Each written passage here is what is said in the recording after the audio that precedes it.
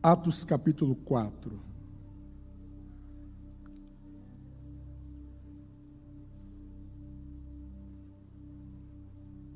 Versículo 23.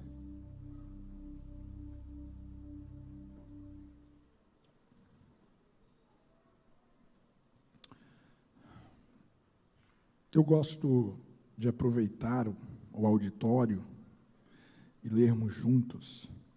Mesmo que a sua Bíblia esteja aberta, vamos ler nessa versão todos juntos, que está aí na projeção. Nós vamos ler do 23 até o 31, ok? Vamos lá?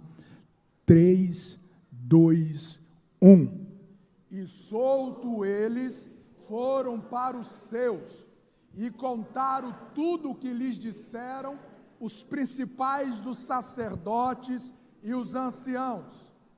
E ouvindo eles isso, unânimes levantaram a voz a Deus e disseram: Senhor, Tu és o Deus que fizeste o céu, a terra e o mar, e tudo o que neles há, que disseste pela boca de Davi teu servo, porque bramaram os gentios, e os povos pensaram coisas vãs. Levantaram-se os reis da terra, e os príncipes se ajuntaram a uma contra o Senhor e contra o seu ungido, porque verdadeiramente contra o teu santo Filho Jesus, que tu ungiste, se ajuntaram, não só Herodes, mas Pôncio Pilatos, com os gentios e os povos de Israel, para fazerem tudo o que a tua mão e o teu conselho tinha anteriormente determinado, que se havia de fazer. Agora, pois, Senhor, olha para as suas ameaças e concede os teus servos que fale com toda ousadia a tua palavra, enquanto estende a tua mão para curar, e para que se façam sinais e prodígios, pelo nome de teu santo Filho Jesus. E tendo orado, moveu-se o lugar em que estavam reunidos, e todos foram cheios do Espírito Santo, e anunciavam com ousadia a palavra de Deus. Capítulo 5, folhei a Bíblia, encontra o texto, nós vamos ler na projeção mesmo assim. Capítulo 5 de Atos, versículo 40, versículo 41 e versículo 42.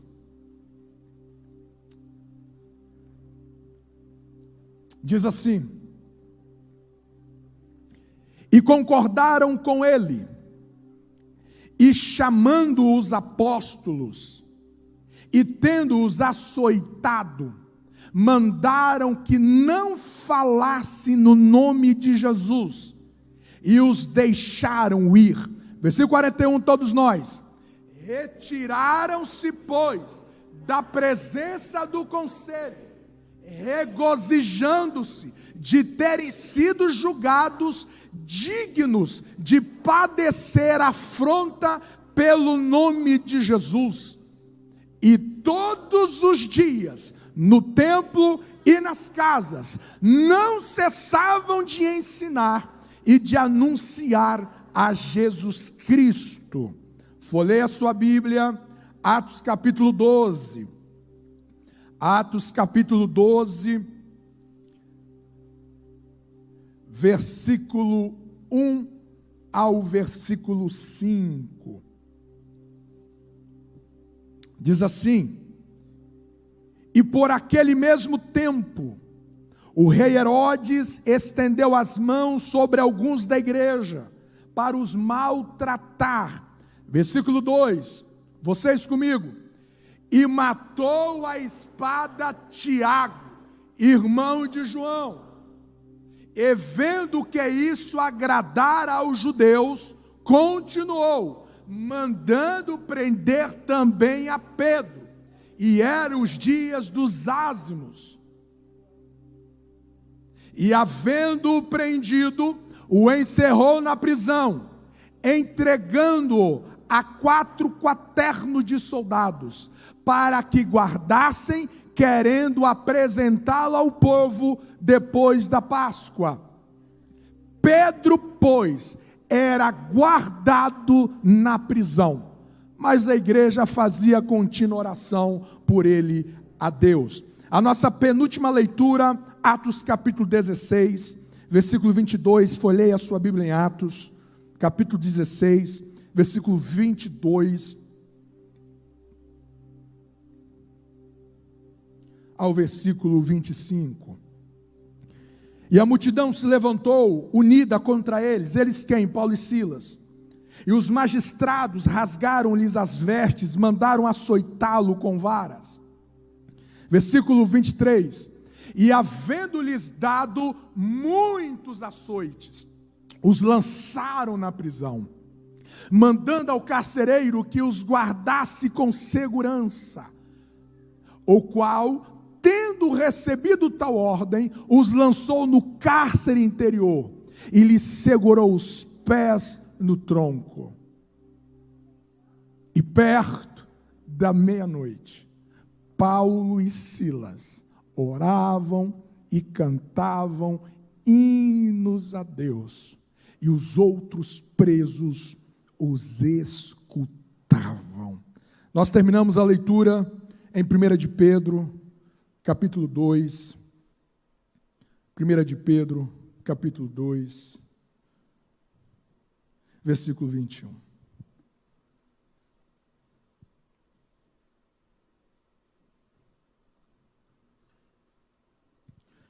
Versículo 21 do capítulo 2 de 1 de Pedro diz: porque para isto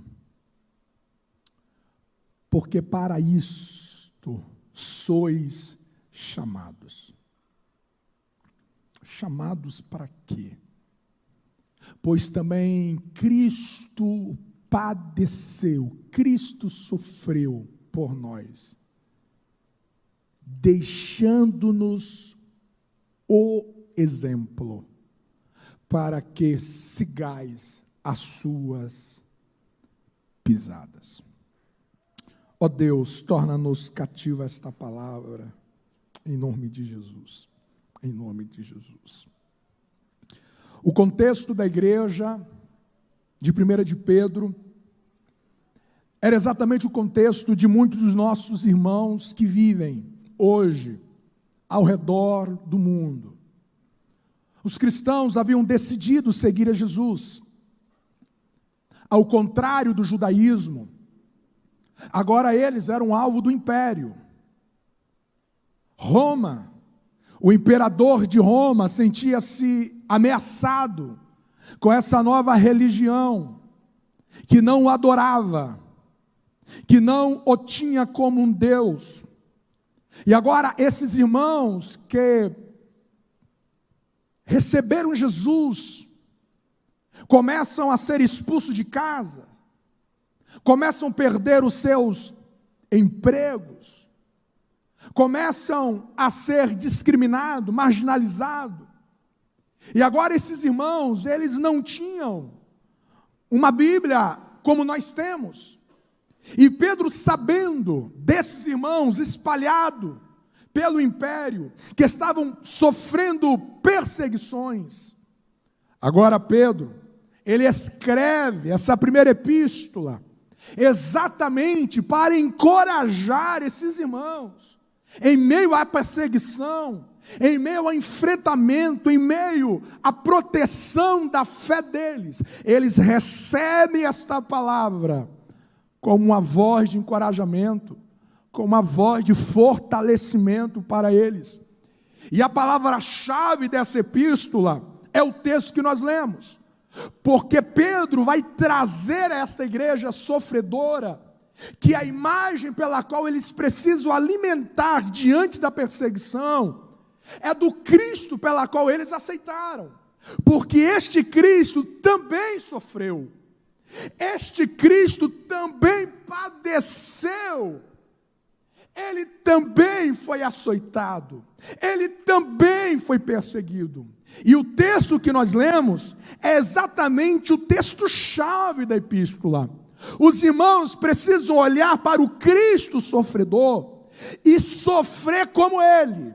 Assim como Jesus encarou a perseguição, assim como Jesus enfrentou o sofrimento, esta igreja perseguida deveria focar em Jesus, tendo-o como exemplo, como inspiração, para eles seguirem em meio às suas dores. E é exatamente isso que nós queremos pensar esta noite para nós orarmos. E a igreja perseguida de Atos dos Apóstolos entenderam isso.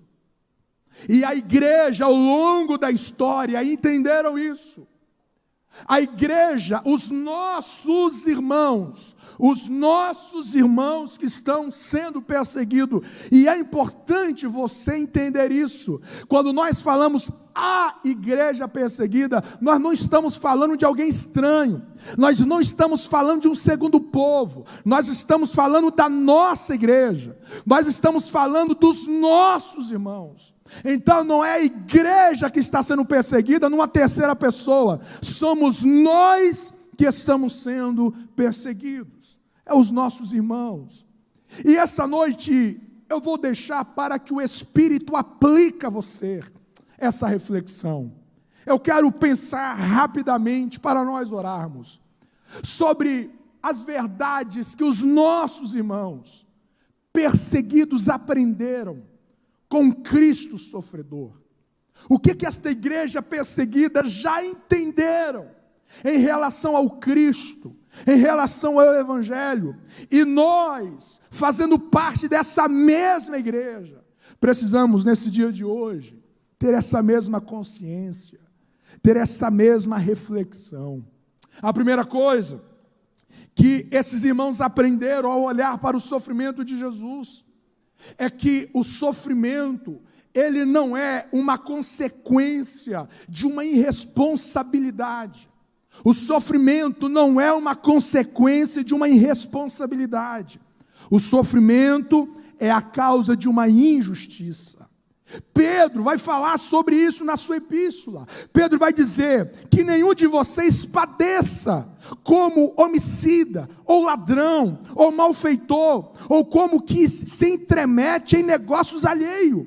Porque se padece como cristão, não se envergonhe, antes glorifique a Deus. Ele vai escrever no versículo 20: porque que glória será esta, se pecando sois esbofeteados e sofreis? Mas se fazendo bem sois afligidos, então isso glorifica a Deus.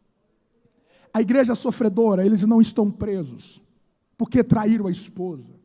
Eles não estão sofrendo porque eles murmuraram da vida. Eles não estão sofrendo porque compraram e não pagaram.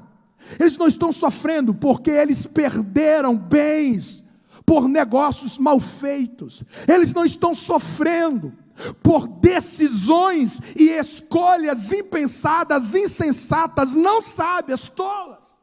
Eles não estão sofrendo porque eles fizeram escolhas erradas, eles não ouviram Deus, e as consequências vêm, porque quem planta ao vento vai colher tempestade, quem planta mal vai colher corrupção. Não, eles não estão sofrendo por causa de uma irresponsabilidade com a vida.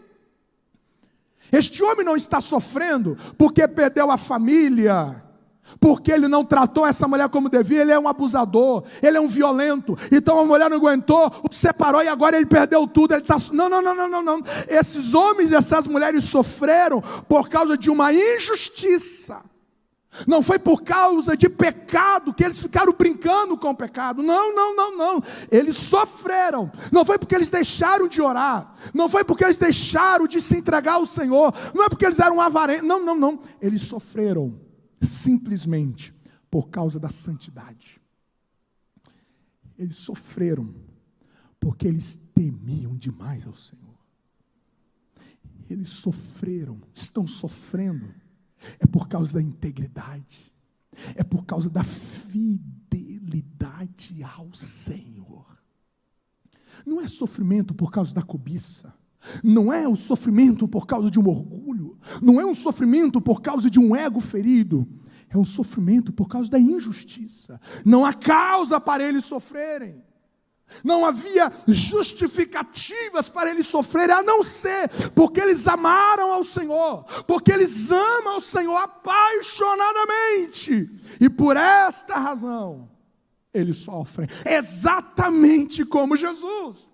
Jesus não foi para a cruz porque quebrou mandamentos, Jesus não vai para a cruz porque ele quebrou princípios, ele vai para a cruz porque ele amou muito, ele perdoou muito, ele teve muita misericórdia, ele teve muita compaixão. O sofrimento de Jesus não era justificado por algo de ruim ou de mal que ele tenha feito, mas simplesmente porque ele amou bem, é que o seu sofrimento veio daquela maneira. Os nossos irmãos sofredores estão lá simplesmente porque eles decidiram temer a Deus acima de todas as coisas. Qual é a causa do seu sofrimento?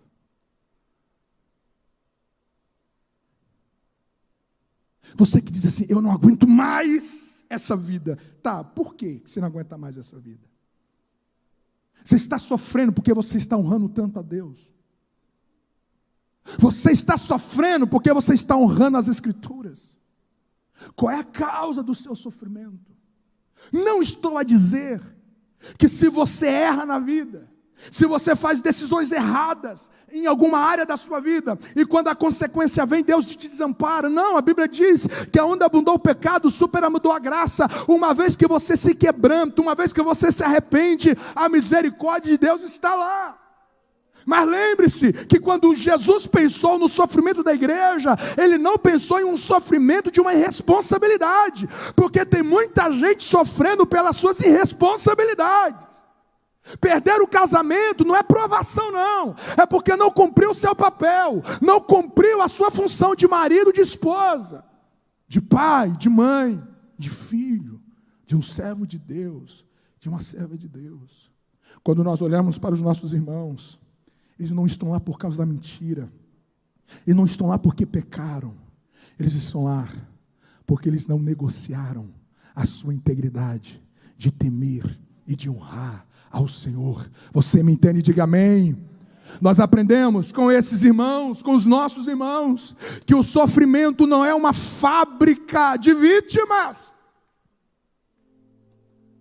Esses irmãos, eles não estão no canto da cela, dizendo, meu Deus, eu fiz tanto bem, por que eu estou sofrendo assim? Eu não mereço sofrer assim. Jesus não vai para a cruz como uma vítima.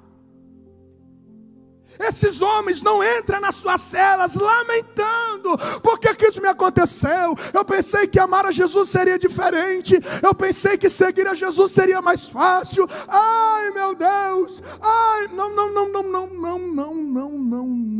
e não.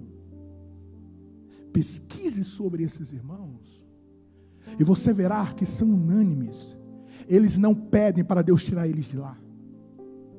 Não foi Pedro que pediu para os irmãos orarem para ele sair da prisão, ele dormiu. Na cabeça dele estava resolvido, ele dormiu. Ele não mandou um recado para a igreja, falou assim, gente, eu não aguento esse lugar, pelo amor de Deus, eu não estou seguindo a Jesus para ter. Não, ele foi dormir. Você não vê Paulo e João, Paulo e Silas em Filipos amargurados. Eu pensei que Jesus ia cuidar mais da gente. Não tem isso. Nós lemos o texto. Eles sofrem, são soltos, eles estão surrados e eles estão adorando a Jesus. Eles estão não existe amargura no coração deles, porque o sofrimento não geraram neles um vitimismo. Quem que te ensinou que o sofrimento tem de gerar uma vítima em você? É por isso que tensões conjugais é difícil de resolver. Porque a gente quer levantar a bandeira da vítima, e não de quem resolve, e não de quem vai solucionar. A gente quer saber quem está sofrendo mais, quem foi mais injustiçado. Ninguém se apresenta como uma resposta. Ninguém se apresenta como uma solução. Quem está mais injustiçado em um vai puxando do outro. O sofrimento da vida não é para gerar vítimas, é para gerar valentes, é para gerar corajosos, é para gerar homens e mulheres que olham para o rosto de Golias e diz: ainda hoje eu corto a tua cabeça e vou dar as aves do céu. Sofrimento não é para gerar vitimismo. Não é para gerar vitimismo. Ao olhar para os nossos irmãos, a gente percebe que essas perseguições realçam a fé deles. As perseguições selecionam eles.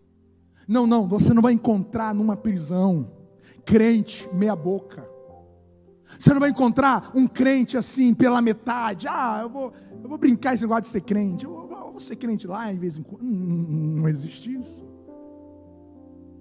Porque ser cristão é você assinar uma iminente certidão de óbito. A qualquer momento você pode morrer. Não, ninguém quer ser ameaçado de morrer por uma brincadeira. Atrás das prisões não tem crente falso. Atrás das prisões não tem crente raso.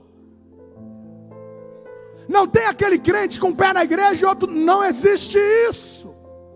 Atrás das prisões existem crentes com raízes profundas, com uma fé resiliente, que a dor do sofrimento não é capaz de afogar a minha fé, não é capaz de afogar o meu amor a Jesus. O que eu carrego por dentro é muito maior do que aqueles podem fazer ao meu corpo.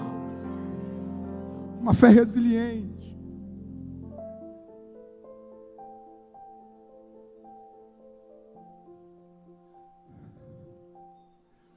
Não tem como aqui ter aqueles cristãos que param de vir na igreja porque alguém não cumprimentou ele.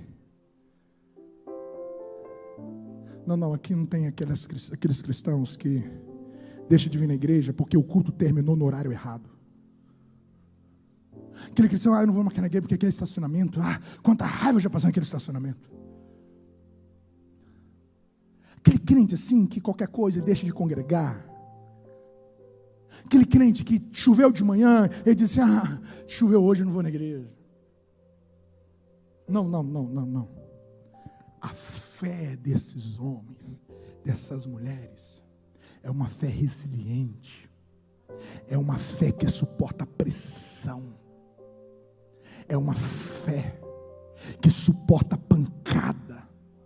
É uma fé que resiste. Existe enfrentamentos. Não, aqueles que eu não vou na igreja porque já tem 1000 anos que eu estou na igreja e o pastor nunca me visitou. Você já convidou o pastor para te visitar? Essas desculpas, essas justificativas que as pessoas vão dando para explicar uma fé rasa, uma vida cristã sem compromisso, uma vida cristã não profunda. Não, os nossos irmãos perseguidos nos ensinam uma fé que aguenta o fogo, que aguenta as lavagens cerebrais. Não é um crente que deixa de ofertar por causa de um vídeo no YouTube. Não é um crente que deixa de dizimar por causa de um vídeo no YouTube, que desacredita da igreja, da fé, das doutrinas das escrituras por causa de um sexta-feira de uma internet, que nunca viu nem na feira. Não. Esses homens e mulheres aqui são homens que as correntes circunstanciais não são capazes de asfixiar a fé. Eles aguentam. Eles suportam. Como diz o pastor Lediel, não é crente Nutella, é crente raiz. não é qualquer homem, ele é cabra macho dentro dessa casa. Não é qualquer mulher, ela é a mulher dentro desta casa. Não é qualquer crente meia boca, é filho de Deus, que ama o Senhor acima de todas as coisas e ama o próximo como Cristo nos amou. Quem crê nesta palavra, aplauda o nome do Senhor Jesus.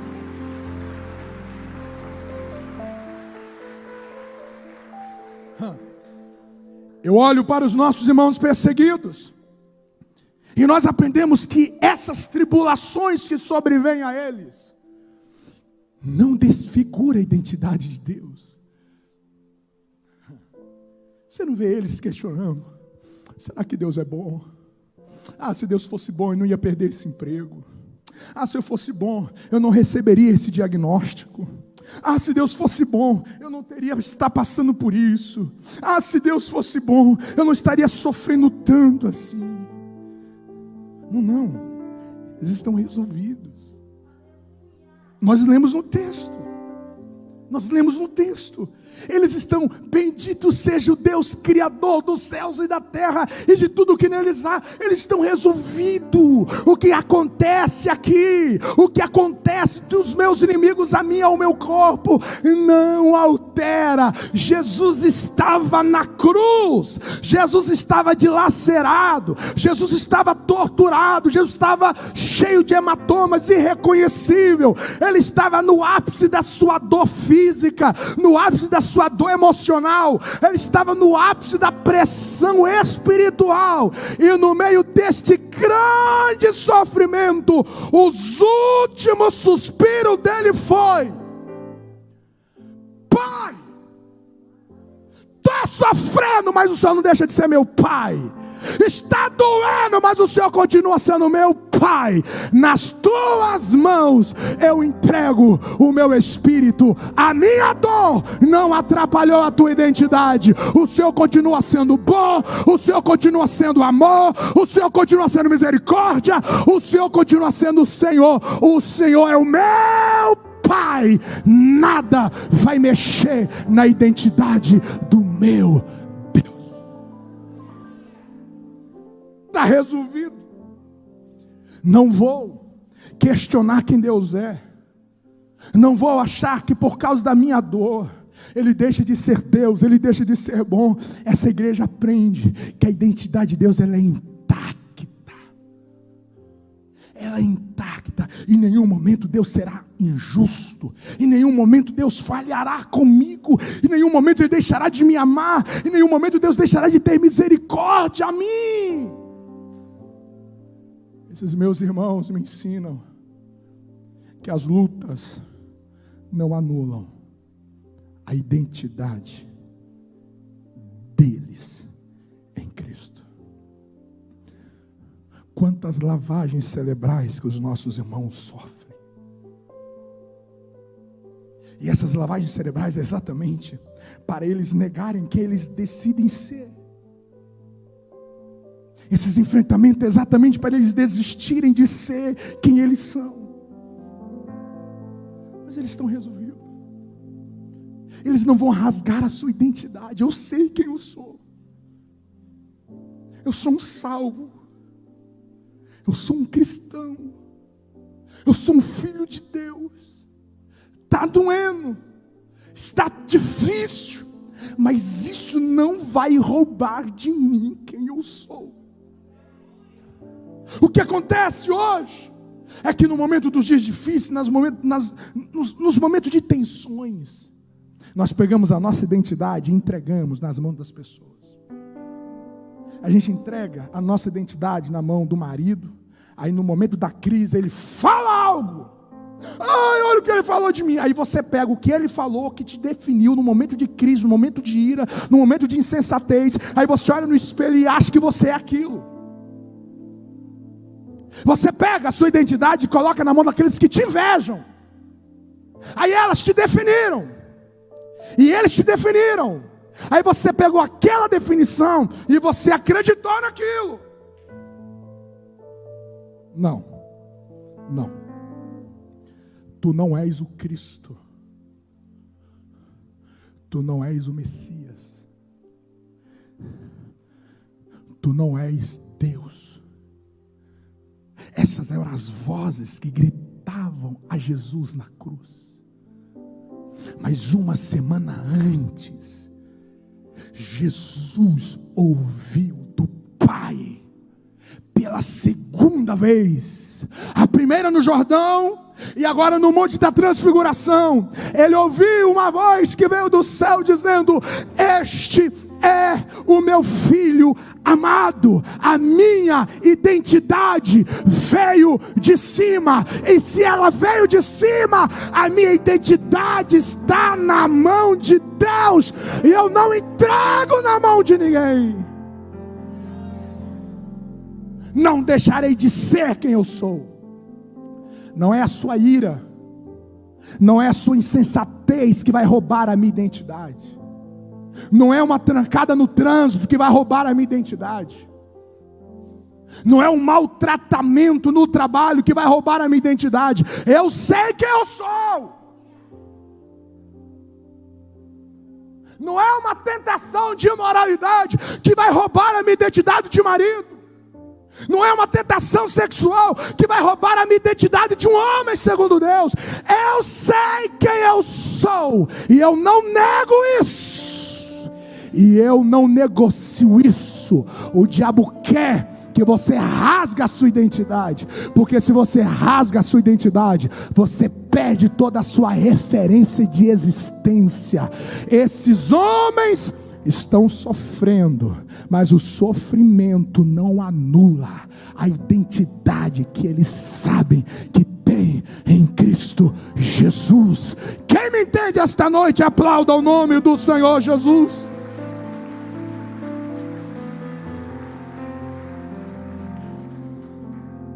Vamos caminhando. Esses nossos irmãos sofredores nos ensinam que a perseguição e a injustiça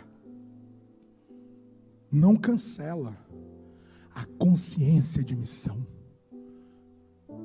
Eles estão presos, eles estão sofrendo, mas eles entendem que há uma missão, há um propósito para eles cumprirem. O Mário Freitas, um dos fundadores do MAIS, Missão de Apoio à Igreja Sofredora, ele conta uma história em que ele estava no interior da Índia, há uns anos atrás, dando um apoio à igreja sofredora, perseguida, e uma jovem adolescente o acompanha para ser a sua intérprete, e eles passaram dias juntos, e ele admirava a inteligência daquela menina, a fé daquela menina. E quando ele estava prestes a voltar, ele faz uma pergunta para aquela menina: você não tem vontade de ir para um outro lugar, como os Estados Unidos, por exemplo? Você teria um futuro promissor lá. Ele disse: não tenho vontade de sair da China. Ele disse: mas você não tem medo?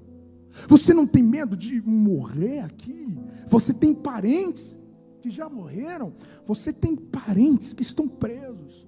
A qualquer momento você pode ser presa e passar a vida inteira na prisão. Você não tem medo? Ela disse: não, eu não tenho medo. Então ele faz uma pergunta: você tem medo de quê? E a resposta daquela jovem ainda hoje me faz tremer. Ela diz: a única coisa que eu tenho medo é de desobedecer a Deus.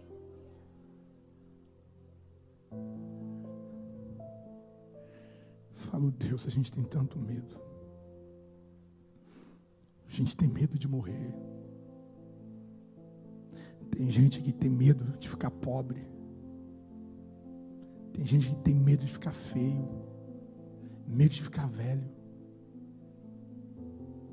Tem gente que tem medo de tudo. Mas a única coisa que ele não teme é saber que há uma missão para ele e ele não está comprometido com ela. Porque ele julga que o problema dele paralisa a missão. Que Quem disse isso? Quem disse isso? Quem disse que a disfuncionalidade da sua esposa paralisa a sua missão como marido nessa casa? Quem disse que a disfuncionalidade do seu marido paralisa a sua missão dentro dessa casa? Quem te disse isso? Quem te disse que quando você está sofrendo injustiça, Deus olha do céu e diz assim: olha, eu estou te dando uma pausa sobre a sua missão? Quem disse que a pandemia veio paralisar a sua missão? Quem te disse isso? Quem disse que quando Paulo e Silas estavam no tronco sangrando, Deus diz assim: olha, agora foi demais, né? Não, eu entendo, meu filho, é demais. Não, é demais, assim é demais. Então assim, eu vou esperar vocês saírem daí, tá? Eu vou mandar um terremoto, fica tranquilo, tá? Porque aí eu vou tirar vocês, porque aqui não tem como. Imagina, trancados, presos, numa prisão desumana dessa. Não, eu entendo vocês. Não, eu entendo. Eu entendo que as finanças não estão bem. Eu entendo que os filhos não estão bem. Não, eu entendo que o Brasil não está bom. Não, eu entendo. Pode ficar tranquilo que quando você chegar aqui na prestação de contas, eu vou entender que você parou. Você parou na sua missão. Você acha que Deus te criou para você comprar casa, para você ter carro e morrer com uma poupança confortável? Você acha que a missão de Deus na sua vida é você sair desse casamento pelas portas a qualquer momento, sem nenhuma responsabilidade, de compromisso, de aliança com essa casa? Você acha que a missão de Deus é você levantar todo dia para o trabalho e voltar? Você acha que a missão de Deus para a sua vida é você assistir um culto uma vez por semana e voltar para a sua rotina, atrás das suas cobiças, das suas ambições? Que ninguém me ofende, ninguém olha para mim errado. Os nossos irmãos sofredores me ensinam que mesmo acorrentados, a missão continua. O meu chamado continua. Há alguém que eu posso tocar. Há alguém que eu posso comunicar Jesus. Eu posso afetar a minha esposa positivamente. Pode se afetar o marido, pode se afetar os filhos. Está difícil demais, mas eu posso reunir essa casa e transmitir paz. Eu posso ser uma referência de como desenvolver a minha confiança em Deus quando à minha volta as coisas estão disfuncionais. Eles têm a consciência que a missão não é cancelada pelo sofrimento. Que este seja o meu maior medo. Que esse seja o nosso maior temor, de chegar aos céus e Deus dizer: preste contas da missão que eu lhe dei. E lá está eu desenterrando um talento, dizendo: Deus, eu não fiz, eu enterrei. Longe de mim, longe de mim, longe de mim. Essas pessoas estão nos seus maiores desconfortos, mas a missão continua. Paulo estava no navio a pique, naufragando, mas ele se levanta. Deus entrega o navio inteiro nas suas mãos, no meio de uma tempestade, como um prisioneiro. Ele salva aqueles homens, porque ele entendeu que mesmo no sofrimento da vida, a minha missão, ela não é cancelada, ela continua.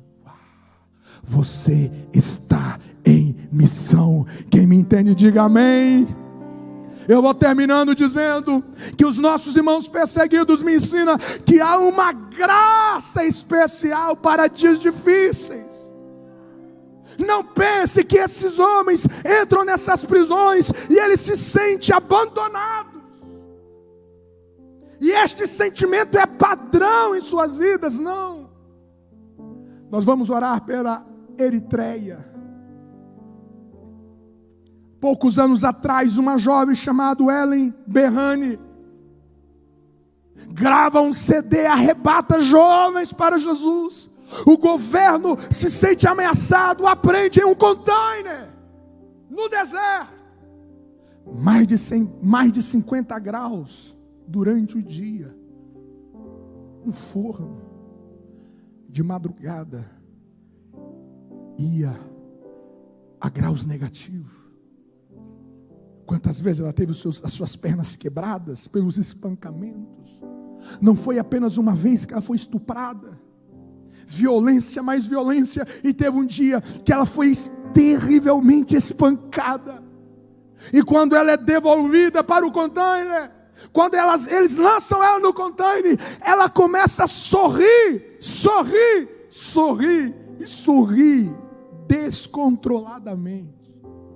As suas colegas começavam a pensar que ela estava louca, dizia: você está doida, está sangrando, está com fraturas, e mesmo assim você está sorrindo. Ela dizia: eu não consigo parar de sorrir, porque o Espírito Santo está me alegrando em Deus. Há uma graça que Deus dispensa para dias difíceis. Aqueles que fracassam no sofrimento é porque não percebe que há algo de Deus dispensado e ele não se apropria disso. Ela não se apropria disso. Quando esses homens, essas mulheres enfrentam essas batalhas, o Espírito Santo está lá. Há uma promessa sobre eles: eu estarei convosco todos os dias, até a consumação dos séculos. Quando passares pelo fogo, eu vou estar lá. Quando passares pelas águas, eu estarei lá. Eu te sustentarei com a destra da minha justiça. Quem recebe esta palavra, bendito seja o nome do Senhor. Eu termino dizendo que os meus irmãos sofredores me ensinam que não há desperdícios de nenhuma realidade espiritual.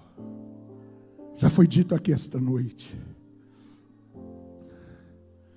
Essas pessoas dariam tudo para poder adorar como nós adoramos. Eles dariam tudo para aplaudir como nós aplaudimos.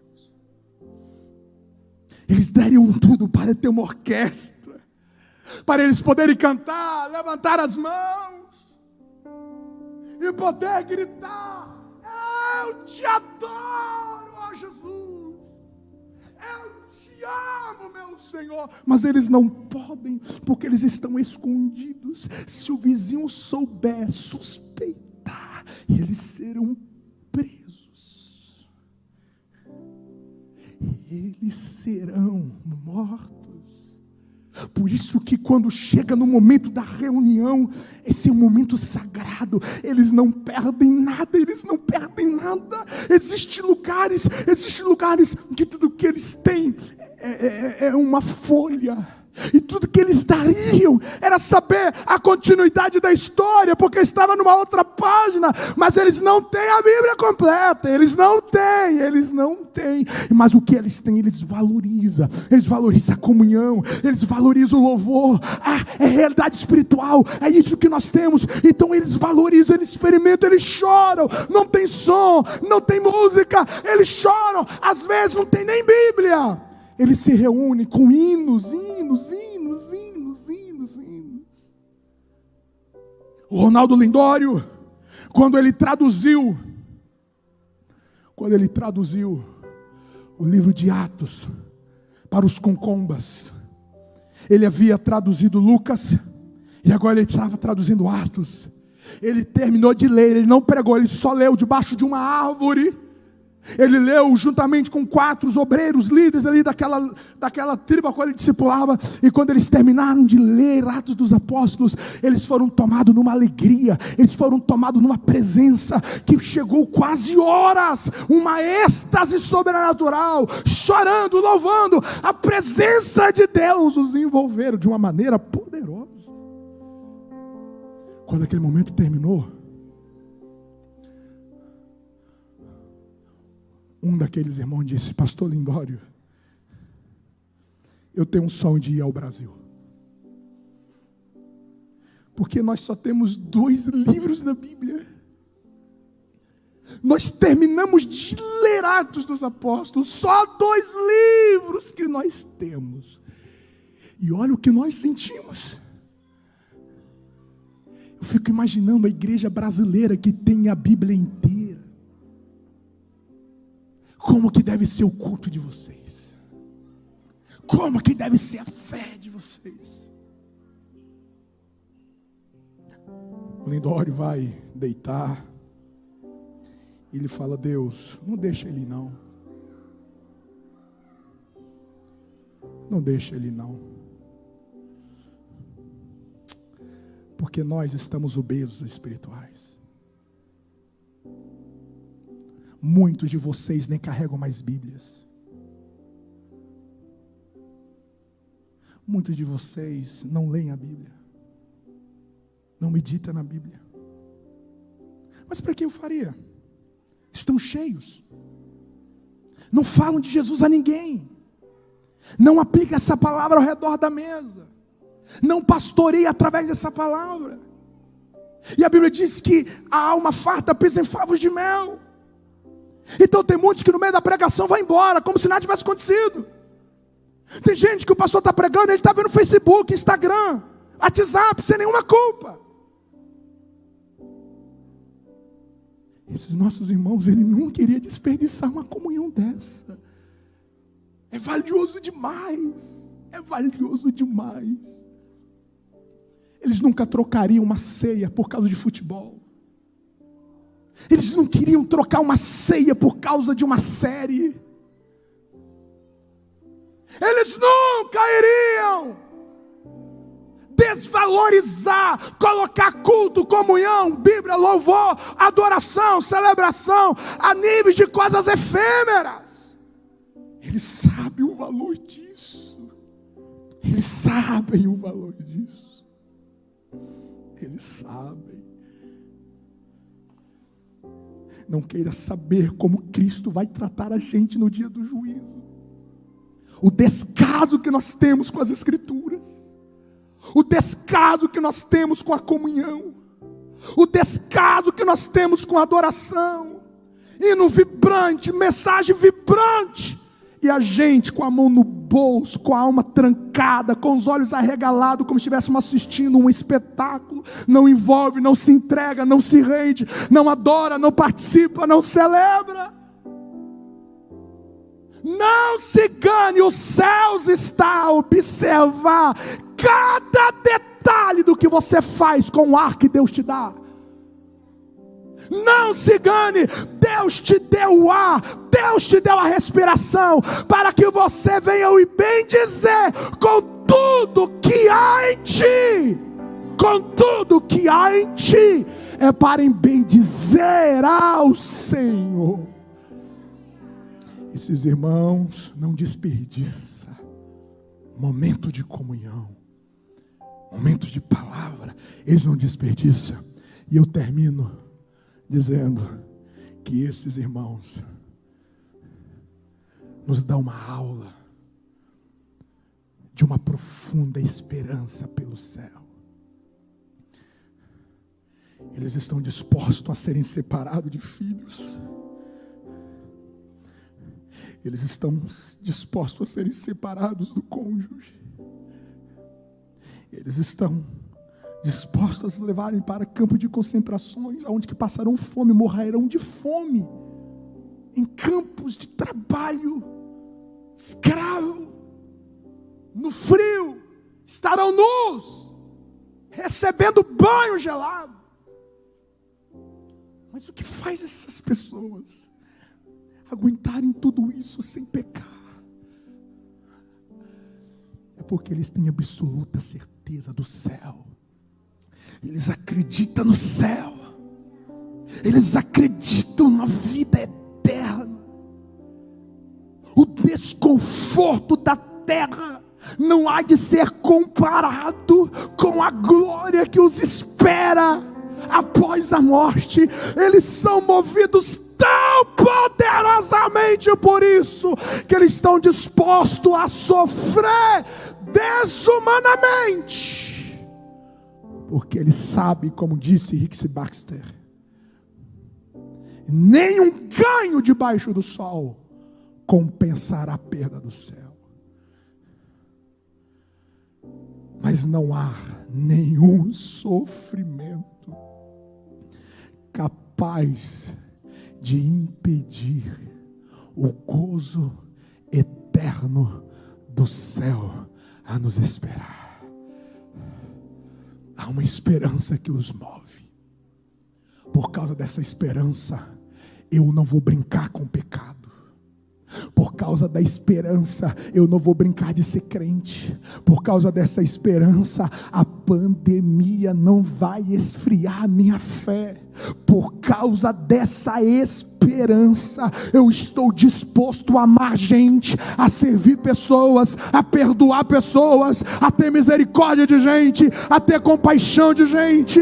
Por esta esperança, como diz Paulo, eu me gastarei e me deixarei gastar, porque eu sei que na manhã da ressurreição, Deus trará todo o meu galardão para as minhas dores. Como que essa esperança te move? Se você não perdoa a gente, se você não ama a gente, se você não ama o reino, se você não ama a sua família, se você não honra essa mulher, se você não honra esse homem, se você não cumpre com a vontade de Deus, é porque essa esperança, ela está rasa no seu coração. C.S. Lewis dizia: aqueles que pensam mais na eternidade são os que frutificam mais na terra. Aqueles que pensam mais na terra são os mais estéreis em relação à eternidade. Eu quero convidar você para orar e pegar esta fé, levar para o seu casamento. Pegue essa fé, pegue esses valores e vai criar os seus filhos. Pegue esses valores e vai administrar suas finanças. Pegue esses valores e vai amar a sua esposa, vai amar o seu marido. Pega esses valores e vai amar a obra de Deus, vai amar o reino de Deus, vai amar esta cidade. Pega esses valores e leva para a vida, porque o mesmo Espírito que opera nos nossos irmãos sofredores é o mesmo Espírito que está dentro de nós. O que Ele move os nossos irmãos sofredores, Ele deseja mover a minha vida e a tua vida.